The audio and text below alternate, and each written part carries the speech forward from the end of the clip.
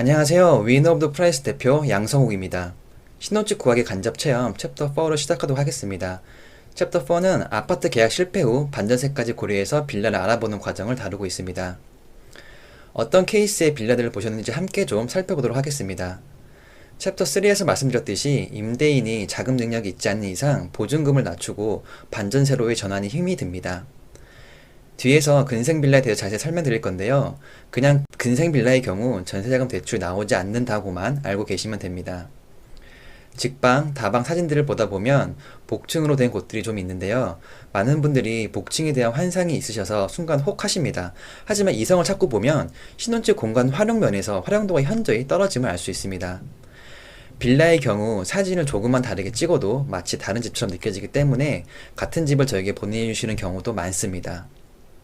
신축이라서 사진상 내부 상태가 깔끔하고 거기다가 금액까지 저렴하면 다들 마음이 다급해지시는데요. 싸고 좋은 건 없다 라는 말처럼 저렴한 데는 그만한 이유가 다 있습니다. 이 집은 주차가 안 되고 계단으로 연결된 언덕에 있는 집이었습니다. 그런 이유로 저렴했던 거죠. 이런 사진들까지 부동산들이 잘 안 올리다 보니 신랑 신부님이 왜 저렴한지 판단하시기가 좀 힘이 듭니다. 반전세 해서 월세 찔끔 받느니 차라리 그냥 월세로만 전환하시겠다는 임대인 분들도 있습니다. 근생빌라도 빌라를 구하신다면 무조건 겪게 되는 거라서 부동산 상식편이 아닌 여기서 자세히 설명드리도록 하겠습니다. 근생빌라 설명 영상 함께 하시죠. 안녕하세요. 이번 시간에는 근생빌라란 무엇이며 주의해야 할 점에 대해서 살펴보도록 하겠습니다. 매매든 임대든 빌라를 알아보시다 보면 근생빌라를 한 번쯤은 만나게 되실 겁니다. 근린생활시설이라는 단어를 줄인 근생은 주택이 아닌 상가, 사무실의 용도로 사용하겠다고 허가를 받은 시설을 말합니다. 허가는 상가, 사무실로 사용하겠다고 받아놓고 주택으로 사용하면 엄연히 불법이겠죠? 하지만 근생빌라는 우리 주위에 너무나도 흔합니다. 두 가지 이유에서인데요. 첫 번째는 준공 허가 시 총 가구당 주차 가능 대수의 비율을 충족시키기 위해서 일단은 주차 공간이 필요하지 않은 근생으로 허가를 받습니다. 두 번째는 용적률 계산에서 제외되다 보니까 층수를 더 높이기 위한 방법으로 근생을 넣습니다. 즉, 주택으로 허가 받으려면 문제가 되는 것들을 피하기 위한 꼼수라고 생각하시면 쉬운데요. 주택으로 사용 시 문제가 되는 거지 상가, 사무실로 사용한다면 전혀 문제가 되지 않습니다.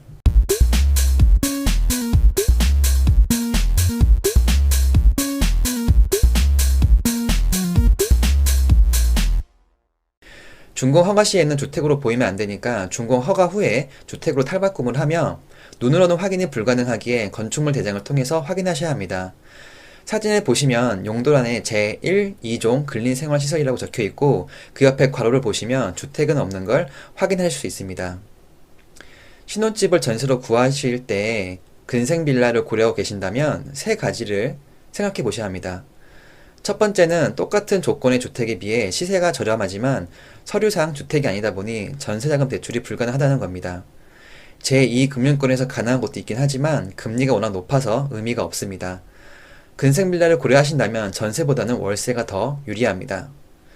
두 번째는 원칙적으로는 배정되는 주차 공간이 없다는 겁니다. 물론 주차 시설에 따라 다를 수도 있긴 하지만 정확히 확인해 보셔야 하는 문제입니다.